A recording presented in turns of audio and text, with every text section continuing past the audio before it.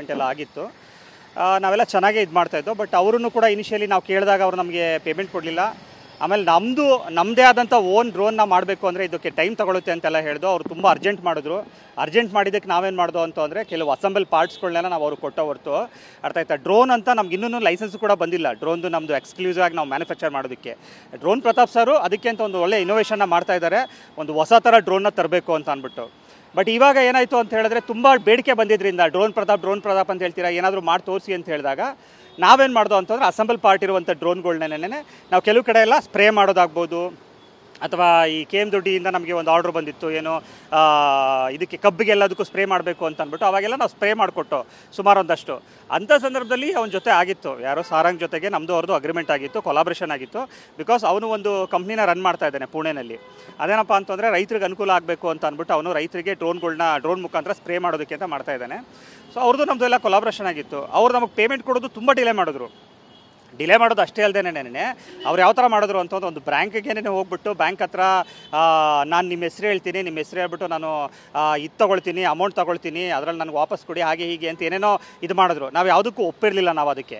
But ಅವ್ರು ಕೊಡೋ ದುಡ್ಡನ್ನ ಡಿಲೇ ಮಾಡಿಬಿಟ್ಟು ಪಾರ್ಟ್ಸ್ನ ಬಂದಿರೋದನ್ನ ಅಸೆಂಬಲ್ ಪಾರ್ಟ್ಸ್ನೇ ಅವ್ರು ತಗೊಂಡು ಇವಾಗ ನಮ್ಮೇಲೇ ಆರೋಪ ಮಾಡ್ತಾ ಇದ್ದಾರೆ ಏನಂತ, ವರ್ಕ್ ಮಾಡ್ತಾ ಇಲ್ಲ ಇದು ಅಂತ.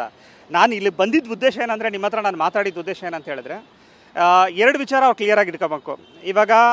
ಈಗ ಬಿಗ್ ಬಾಸ್ ಹತ್ರ ಬರ್ತಾ ಇದೆ, ಇನ್ನೇನು ಫೈನಲ್ಸ್ ಹತ್ರ ಬರ್ತಾ ಇದೆ. ನಾನು ಇಲ್ಲೇ ಇದ್ದೀನಿ, ಈವನ್ ಅವ್ರ ಜೊತೆ ನಾನು ಮಾತಾಡಿದ್ದೀನಿ, ನನ್ನ ಹತ್ರ ಕಾಲ್ ರೆಕಾರ್ಡ್ಸ್ ಎಲ್ಲ ಇದೆ ನನ್ನ ಹತ್ರ. ಸುಮಾರು ತಿಂಗಳಿಂದ ಮಾತಾಡ್ಕೊ ಬರ್ತಾ ಇದ್ದು, ಅವತ್ತೆಲ್ಲ ಮಾತಾಡದೇ ಇರುವಂಥವ್ರು ಇವತ್ತು ಯಾಕೆ ಮಾತಾಡ್ತಾ ಇದ್ದಾರೆ? ಈಗ ಡ್ರೋನ್ ಪ್ರತಾಪ್ ಅವ್ರ ಮೇಲೆ ಒಂದು ಅಲಿಗೇಷನ್ ಮಾಡಬೇಕು, ಅವ್ರು ವಿನ್ನರ್ ಆಗ್ತಾರಲ್ಲ ಅಂತ ಅಂದ್ಬಿಟ್ಟು ಯಾರೋ ಇದನ್ನು ಪಿತೂರಿ ಊದಿ ಈ ಥರ ಮಾಡ್ತಾ ಇದ್ದಾರೆ ಅಂತ ಅಂದ್ಬಿಟ್ಟು ನಾನು ಅದನ್ನು ಹೇಳೋಕ್ಕೋಸ್ಕರ ನಾನು ನಿಮ್ಮ ಹತ್ರ ಮಾತಾಡ್ತಾ ಇದ್ದೀನಿ. ಎಸ್ ಸರ್, ಈಗ ಇದು ಯಾವಾಗ ಆಗಿರುವಂಥ ಬೆಳವಣಿಗೆ? ಸೊ ನೀವು ಕೂಡ ಒಬ್ಬ ಕಂಪ್ನಿಯ ಡೈರೆಕ್ಟರ್ ಅಂದಾಗ ಸೊ ಆಗ್ತಾ ಇರುವಂಥ ಬೆಳವಣಿಗೆಗಳು ಎಲ್ಲವೂ ಕೂಡ ನಿಮ್ಮ ಗಮನಕ್ಕಿರುತ್ತೆ ಅಲ್ವಾ? ಸೊ ಈ ಬೆಳವಣಿಗೆ ಬಗ್ಗೆ ನಿಮಗೆ ಮಾಹಿತಿ ಇತ್ತಾ? ಮತ್ತು ಅವರು ಈಗ ಯಾಕೆ ಆರೋಪ ಮಾಡಿದರು? ಸೊ ಅವರಿಗೆ ಒಂದಿಷ್ಟು ಹಣ ಬರಬೇಕು, 35 ಲಕ್ಷದಷ್ಟು ಹಣ ಬರಬೇಕು ಅನ್ನೋಂಥ ಆರೋಪವನ್ನು ಮಾಡ್ತಾ ಇರುವಂಥದ್ದು ಅದೆಲ್ಲವೂ ಸರಿನಾ? ಮನೆಯಲ್ಲೇ ಕೂತು ಡ್ರೋನ್ ಪ್ರತಾಪ್ ಅವ್ರು ಮಾತನಾಡಿರ್ತಕ್ಕಂಥ ವಿಡಿಯೋ ಕೂಡ ಅವ್ರು ಹರಿಬಿಟ್ಟಿದ್ದಾರೆ. ಸೊ ಇದ್ರ ಬಗ್ಗೆ ಹೇಳೋದಾದರೆ, ಮನೆಯಲ್ಲೆಲ್ಲ ಅಲ್ಲಿ ಮಾತಾಡಿದ್ದು ಅದು ಪುಣೆಗೆ ಹೋಗ್ಬಿಟ್ಟು ಅವ್ರದ್ದು ಕೊಲಾಬ್ರೇಷನ್ ಆಗಿತ್ತು. ಅವ್ರು ಇನ್ಸ್ಟಾಗ್ರಾಮಲ್ಲೇ ಅವರು ಅದನ್ನು ಮಾಡಿದರು. ಅದು ಲಾಸ್ಟ್ ಇಯರ್ ಪೋಸ್ಟ್ ಮಾಡಿದ್ದು. ಸೊ ನಮ್ಮದು ಮತ್ತು ಅವ್ರ ಕಂಪ್ನಿದು ಎರಡೂ ಕೂಡ ಕೊಲಾಬ್ರೇಷನ್ ಆಗಿದೆ, ಇಲ್ಲ ಅಂತ ನಾವು ಹೇಳಲ್ಲ. ಬಟ್ ಕೊಲಾಬ್ರೇಷನ್ ಆದಮೇಲೆ ನಮ್ಮ ಜೊತೆ ಟಚ್ಚಲ್ಲೇ ಇದ್ದರು ಅವರು. ಆ್ಯಕ್ಚುಲಿ ಅವ್ರು ಮಾಡಿದ್ದೆಲ್ಲ ತುಂಬ ತಪ್ಪಿದೆ, ಅದನ್ನು ನಾನು ಮಾಧ್ಯಮದ ಮುಂದೆ ಹೇಳ್ಕೊಳಕ್ಕೆ ಹೋಗಲ್ಲ. ನಾನು ಅದನ್ನು ಅವ್ರಿಗೂ ಹೇಳಿದೆ, ಇವಾಗ ಫೋನ್ ಮಾಡಿದ್ದೆ ಸ್ವಲ್ಪ ಹೊತ್ತು ಮುಂಚೆ.